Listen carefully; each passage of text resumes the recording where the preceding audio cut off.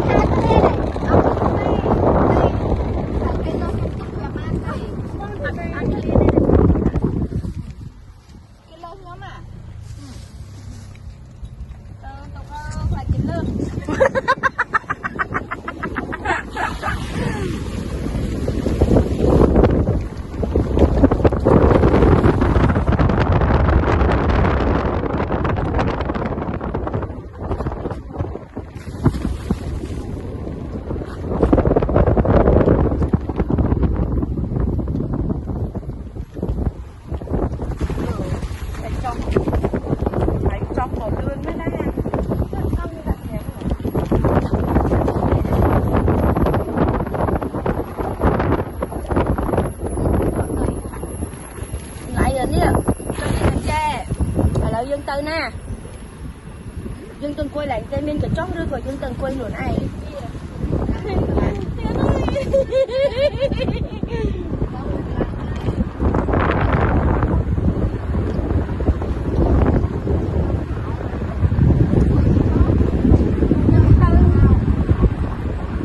Lên chắc ăn lấy xuống.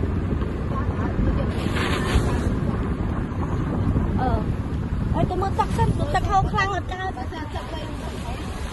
Bò cái lại mấy nhà lại mình lên mấy nhà nâng lên cao. Lớn này lại mình lên rồi nhỉ.